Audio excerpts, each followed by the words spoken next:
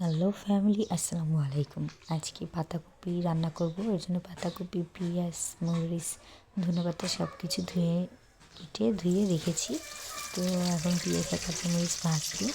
তো শীতে প্রত্যেকটা সবজি এতটা ফ্রেশ থাকে, শীতে রান্না করা তরকারি অনেক টেস্টি হয়, কারণ শীতে প্রত্যেকটা সবজি টাটকা থাকে আর সবজিগুলো আমরা সবসময় এইখানে পাতাকপির সাথে সিম, আলু, তারপরে পেঁয়াজের পাতা এগুলো রেডি করে রেখেছিলাম।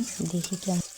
আমরা বরাবরই চেষ্টা করি কীভাবে আমরা নিজেরা সুখী হব, সুখে থাকবো, কিন্তু আমরা আমাদের সুখে থাকার জন্য অনেককে কষ্ট দিয়ে ফেলি, নানান বিষয় নানান দিক থেকে অন্যকে ছোট করি, কিন্তু আমরা অন্যকে ছোট করলে আমরা কখনো বড় হতে পারবো না।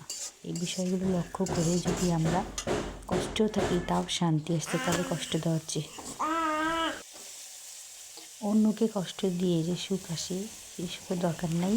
যে দুমুঠো ভাত খেতে পারলে সেইটারই আল্লাহর কাছে শুকরিয়া।